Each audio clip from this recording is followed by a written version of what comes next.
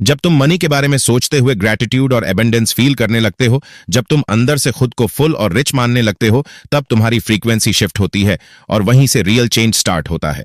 अब यूनिवर्स को यही सिग्नल मिलता है कि यह इंसान ऑलरेडी एबंडेंट है और स्लोली वही रियलिटी उसकी लाइफ में शो होने लगती है। जस्टिस और मैल्कम बताते हैं कि बहुत लोग लॉ ऑफ अट्रैक्शन पढ़ते जरूर हैं, लेकिन रिजल्ट इसलिए नहीं पाते क्योंकि वे सिर्फ थॉट्स बदलते हैं, फीलिंग्स नहीं। वे माइंड में कहते रहते हैं मेरे पास बहुत मनी है, लेकिन अंदर से डरते रहते हैं कि बैलेंस जीरो है। असली मैजिक तब होता है जब थिंकिंग और फीलिंग दोनों अलाइन हो जाते हैं। जब माइंड बोलता है मैं सक्सेसफुल हूं और दिल भी उसी सक्सेस को फील करने लगता है, तभी तुम्हारी एनर्जी यूनिवर्स की एनर्जी से मैच होती है। इसे समझने के लिए अर्जुन की स्टोरी देखो। वह चाहता था कि उसका बिजनेस ग्रो करे। वह रोज यही सोचता, काश मेरे ज्यादा कस्टमर होते, लेकिन सालों तक कुछ नहीं बदला। जब उसने एक गुरु से बात की तो गुरु ने बताया कि तुम जो बोलते हो और जो फील करते हो वह अलग है। तुम बोलते हो बिजनेस बड़ा होगा, लेकिन फील करते हो कि वह छोटा है। इसी गैप की वजह से कुछ नहीं बदल रहा। अर्जुन ने तब अपने छोटे से बिजनेस को भी ग्रैटिट्यूड के साथ एक्सेप्ट करना शुरू किया, हर कस्टमर को वैल्यू देना शुरू किया, और तभी स्लोली उसका बिजनेस एक्सपैंड होने लगा। इस स्टोरी का मैसेज यही है कि अट्रैक्शन सिर्फ डिजायर से नहीं, बल्कि उस डिजायर को जीने से काम करता है। अब सवाल आता है, क्या हमारी हर फेलियर और हर पेन भी हमारी ही वजह से है? जस्टिस और मैल्कम कहते हैं हां भी और नहीं भी, क्योंकि यूनिवर्स हमारी एनर्जी का ही रिस्पॉन्स देता है। लेकिन कई बार हम अनकॉन्शियसली डर, एंग्जाइटी, एंगर और जलसी जैसी फीलिंग्स भेजते रहते हैं, जो हमारी फ्रीक्वेंसी डाउन कर देती हैं और वही नेगेटिव चीजें वापस आती हैं। अच्छी बात यह है कि हमें हर दिन, हर मोमेंट अपनी फ्रीक्वेंसी शिफ्ट करने का चांस मिलता है। जब हम एबंडेंस, ग्रैटिट्यूड और कॉन्फिडेंस चुनते हैं, तब यूनिवर्स भी उसी लैंग्वेज में हमें जवाब देने लगता है। इस बुक का एक डीप सीक्रेट है, लेटिंग गो। जब तुम किसी चीज के लिए डेस्परेट होते हो तो तुम चेज करते हो, और चेज करने से यूनिवर्स को सिग्नल जाता है कि यह मेरे पास नहीं है। लेकिन जब तुम ट्रस्ट करते हो और फील करते हो कि जो मेरा है वह मुझे मिलेगा ही, तब एनर्जी चेंज हो जाती है। लेटिंग गो का मतलब गिव अप नहीं, बल्कि ट्रस्ट करना है। जैसे नदी के किनारे खड़ी नाव, जब तक तुम रस्सी कसकर पकड़े रहोगे वह पास नहीं आएगी, लेकिन जैसे ही छोड़ोगे वही नाव तुम्हारी तरफ फ्लो होकर आएगी। बिल्कुल यही रूल लाइफ पर भी अप्लाई होता है। जस्टिस ओ मैल्कम हमें बार बार यह याद दिलाते हैं कि अट्रैक्शन का मतलब यह नहीं कि तुम एफर्ट करना बंद कर दो, बल्कि इसका मतलब यह है कि अपनी कोशिश को फोर्स और शॉर्टेज की जगह ट्रस्ट और ग्रैटिट्यूड से भरो। जब सही फीलिंग के साथ एक्शन लिया जाता है तो लाइफ में डोर्स अपने आप ओपन होने लगते हैं। अब तुम समझने लगे हो कि डोंट चेस ओनली अट्रैक्ट कोई फैंटेसी नहीं, बल्कि लाइफ का कोर ट्रुथ है जो हमें वहां ले जाता है जहां हमारे ड्रीम्स और हमारी डेस्टिनी हमें वेट कर रही होती है। लेकिन अभी एक डीप क्वेश्चन बाकी है। अगर हमें अट्रैक्ट करना है तो अपनी एनर्जी को चेंज कैसे करें? क्या कोई टेक्निक है, कोई प्रैक्टिस है जिससे हम अपनी फ्रीक्वेंसी शिफ्ट कर सकें? जस्टिस और मैल्कम कहते हैं यह लक का गेम नहीं, बल्कि एक आर्ट और साइंस है जिसे कोई भी सीख सकता है। लेकिन इसके लिए अंदर की जर्नी जरूरी है, क्योंकि रियल मैजिक इनसाइड से स्टार्ट होता है। लो दोस्तों, आज हम एक ऐसी किताब की रहस्यमयी और लाइफ चेंजिंग जर्नी में कदम रखने वाले हैं जिसने लाखों लोगों को यह सोचने पर मजबूर कर दिया कि असल में हमें जिंदगी में किस चीज को चेज करना चाहिए और किसे बस अट्रैक्ट होने देना चाहिए। यह किताब है डोंट चेस ओनली अट्रैक्ट, यानी पीछे भागो मत, सिर्फ आकर्षित करो। और इसे लिखा है जस्टिस ओ मैल्कम ने। जरा ठहर कर अपने एक्सपीरियंस को याद करो। कितनी बार ऐसा हुआ है कि जितना तुम किसी इंसान के लव, किसी जॉब, किसी ड्रीम या किसी गोल के पीछे भागे, उतनी ही तेजी से वह तुमसे दूर होती चली गई। दिन रात एफर्ट डालते रहे, प्रेयर करते रहे, फिर भी वह चीज हाथ से सैंड की तरह फिसल गई और अंदर से आवाज आई, क्या मैं वर्थी नहीं हूं? क्या मैं डिजर्व नहीं करता? लेकिन इस किताब का सीक्रेट यही है कि जब हम चेज करते हैं तो हम अपनी लाइफ में कमी पर फोकस करते हैं, और शॉर्टेज पर फोकस करने से वही शॉर्टेज और ज्यादा स्ट्रांग हो जाती है। असली मैजिक तब शुरू होता है जब हम अपनी थिंकिंग, अपनी एनर्जी, अपनी इनर वेव्स और वाइब्स को इतना हाई कर लेते हैं कि वही चीजें खुद हमारी तरफ पुल होने लगती हैं। जैसे एक मैग्नेट अगर वीक हो तो आयरन पास आकर भी नहीं टिकेगा, लेकिन अगर मैग्नेट स्ट्रांग हो तो दूर से ही आयरन खींच आता है।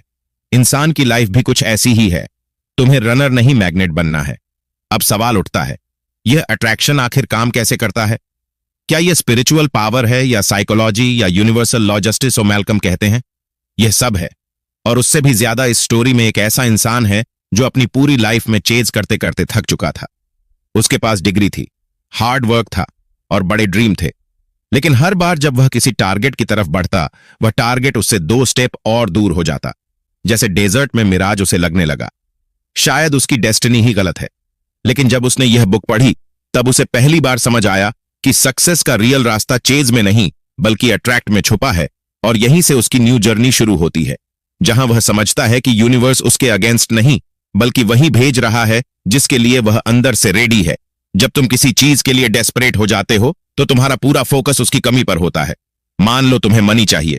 तुम रोज सोचते हो काश मेरे पास मनी होती, काश मैं रिच होता। यह थॉट्स बाहर से मोटिवेशन लगते हैं, लेकिन अंदर से यूनिवर्स को मैसेज देते हैं कि मेरे पास नहीं है, और वही कमी बार बार वापस आती है। लेकिन जब तुम खुद को रिच फील करने लगते हो, जब तुम अपने माइंड में एबंडेंस को नॉर्मल मान लेते हो, तब तुम्हारी वेव्स शिफ्ट होती हैं और यूनिवर्स को नया सिग्नल जाता है कि यह इंसान ऑलरेडी रिच है, और धीरे धीरे वही रियलिटी तुम्हारी लाइफ में शो होने लगती है। इस बुक का सबसे बड़ा सीक्रेट यही है कि तुम्हारी थिंकिंग और फीलिंग ही तुम्हारा फ्यूचर बनाती है। चेज करने से कुछ नहीं बदलता, लेकिन जब तुम अट्रैक्ट करना सीख लेते हो तब सारी चीजें खुद तुम्हारी तरफ मूव करने लगती हैं। और यही सवाल तुम्हारे अंदर भी उठता है कि क्या यह सिर्फ इमेजिनेशन है या सच में लाइफ ऐसे ही वर्क करती है।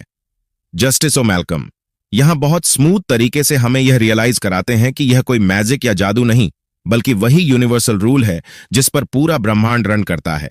जैसे ग्रेविटी का नियम, जिसे तुम मानो या ना मानो वह हर समय एक्टिव रहता है। तुम ऊपर से कुछ गिराओगे तो वह नीचे ही आएगा। ठीक वैसे ही अट्रैक्शन का नियम भी हमेशा वर्क करता है। फर्क सिर्फ इतना है कि हमें इसे सही तरीके से यूज करना नहीं आता। किताब यह भी समझाती है कि यह चेज करने वाली मेंटलिटी हमारे अंदर कहां से आती है। बचपन से हमें यही प्रोग्रामिंग मिलती है कि हार्ड वर्क करो, स्ट्रगल करो और भागते रहो, तभी सक्सेस मिलेगी, और हम मान लेते हैं कि जितनी फास्ट दौड़ेंगे उतनी जल्दी गोल मिलेगा। लेकिन रियलिटी यह है कि कई बार ज्यादा भागने से हम अंदर से एम्प्टी हो जाते हैं, हमारी एनर्जी डाउन हो जाती है, और जब एनर्जी वीक होती है तो यूनिवर्स भी हमें वही वीक सिग्नल वापस देता है। जैसे किसी रिलेशनशिप में अगर तुम बार बार सोचते हो कि सामने वाला मुझे छोड़ देगा या मुझसे लव नहीं करेगा, तो तुम्हारी यही इनसिक्योर फीलिंग तुम्हें और ज्यादा डेस्परेट बनाती है, और जितना तुम चेज करते हो उतना ही वह इंसान दूर शिफ्ट होता जाता है। लेकिन जब तुम अपने अंदर ट्रस्ट और सेल्फ रिस्पेक्ट डेवलप कर लेते हो, जब तुम खुद को लव के लायक मानने लगते हो, तो वही कॉन्फिडेंस सामने वाले को तुम्हारी तरफ पुल करता है। यही इस बुक का पहला बिग लेसन है। चेज मत करो, खुद को इतना स्ट्रांग बनाओ कि चीजें अपने आप अट्रैक्ट हो जाएं, और यह स्ट्रेंथ बाहर से नहीं अंदर से आती है।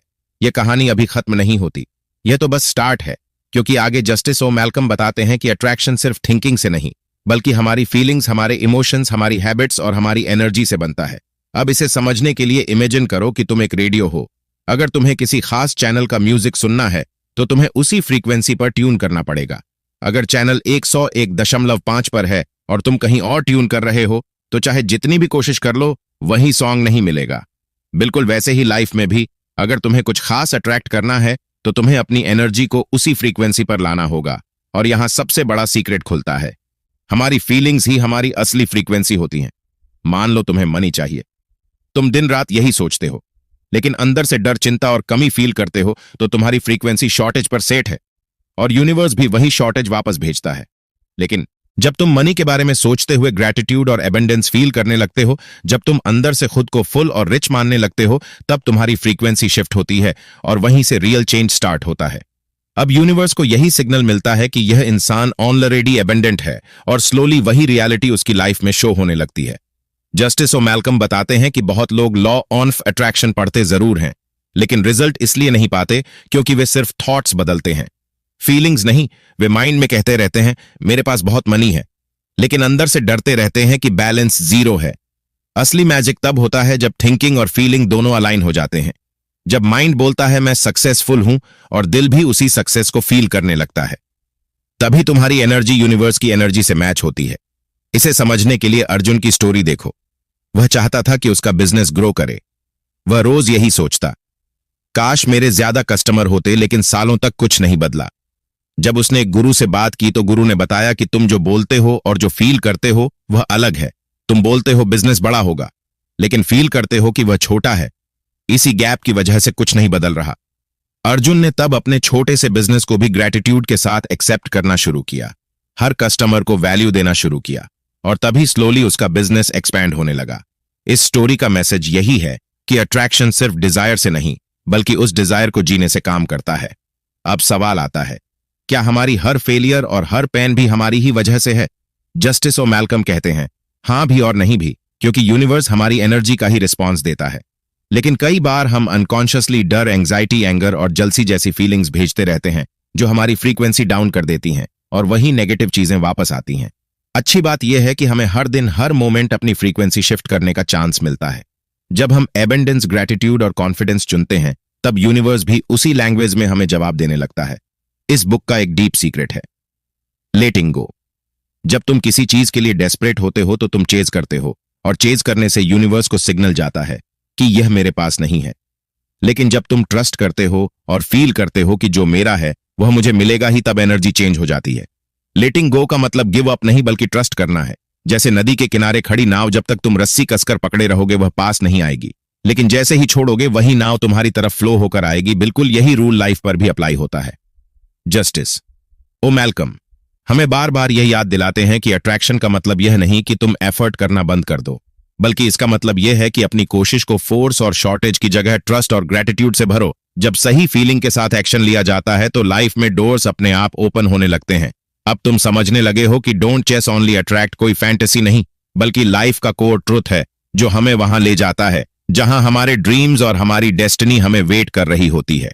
लेकिन अभी एक डीप क्वेश्चन बाकी है। अगर हमें अट्रैक्ट करना है तो अपनी एनर्जी को चेंज कैसे करें? क्या कोई टेक्निक है, कोई प्रैक्टिस है जिससे हम अपनी फ्रीक्वेंसी शिफ्ट कर सकें? जस्टिस ओ मैल्कम कहते हैं, यह लक का गेम नहीं, बल्कि एक आर्ट और साइंस है जिसे कोई भी सीख सकता है। लेकिन इसके लिए अंदर की जर्नी जरूरी है, क्योंकि रियल मैजिक इनसाइड से स्टार्ट होता है। इमेजिन करो, तुम्हारा माइंड एक फील्ड है। जो सीड तुम उसमें डालोगे वही हार्वेस्ट मिलेगा। अगर डर, शॉर्टेज और डाउट के सीड डालोगे तो वही रिटर्न आएगा, और अगर ट्रस्ट, ग्रेटिट्यूड और लव के सीड डालोगे तो लाइफ भी वही रिटर्न करेगी। लेकिन हम क्या करते हैं? सीड डालकर बार बार मिट्टी खोदते हैं कि स्प्राउट क्यों नहीं निकला। यही इंपेशेंस हमारी ग्रोथ को किल कर देती है। इसलिए पहला रूल है पेशेंस और ट्रस्ट। अब एनर्जी बदलने के लिए जस्टिस और मैल्कम कुछ टूल्स बताते हैं। पहला है विजुअलाइजेशन। जब तुम किसी चीज को डीपली इमेजिन करते हो तो बॉडी उसी के हिसाब से रिएक्ट करती है। जैसे तुम खट्टा नींबू सोचो तो माउथ में पानी आ जाता है, जबकि नींबू है ही नहीं। यही पावर है इमेजिनेशन की। जब तुम अपने ड्रीम को डिटेल में देखते हो तो माइंड और बॉडी उसे रियल मान लेते हैं, और यूनिवर्स भी उसी एनर्जी को फॉलो करके उसे रियलिटी बनाना शुरू करता है। दूसरा सीक्रेट है इमोशन, क्योंकि विजुअलाइजेशन तब तक काम नहीं करता जब तक उसमें फीलिंग न जुड़ी हो। सिर्फ कहना कि मैं रिच हूं काफी नहीं है। अगर अंदर से डर है, लेकिन जब तुम उसे ऐसे फील करते हो जैसे वह अभी हो रहा है, तभी तुम्हारी फ्रीक्वेंसी तुरंत शिफ्ट होती है और अट्रैक्शन एक्टिव हो जाता है। इमेजिन करो, तुम अपने ड्रीम हाउस में वॉक कर रहे हो, दीवारों को टच कर रहे हो, खिड़की से बाहर देख रहे हो और अपने फैमिली को वहां स्माइल करते हुए देख रहे हो। जैसे जैसे तुम यह सब फील करोगे, तुम्हारी फीलिंग्स शिफ्ट होंगी, और वही फीलिंग्स मैग्नेट की तरह यूनिवर्स को सिग्नल भेजेंगी। तीसरा पावरफुल टूल है ग्रेटिट्यूड। सोचो, तुम किसी को गिफ्ट देते हो और वह थैंक्स बोलकर स्माइल करता है तो तुम्हारा मन करता है फिर से देने का। लेकिन अगर वही इंसान उसे इग्नोर करे या कहे बेकार है, तो तुम दोबारा कुछ नहीं दोगे। यूनिवर्स भी बिल्कुल ऐसे ही रिएक्ट करता है। जब तुम आज जो है उसके लिए थैंकफुल होते हो तो और मिलता है, और जब सिर्फ शिकायत करते हो तो और शॉर्टेज आती है।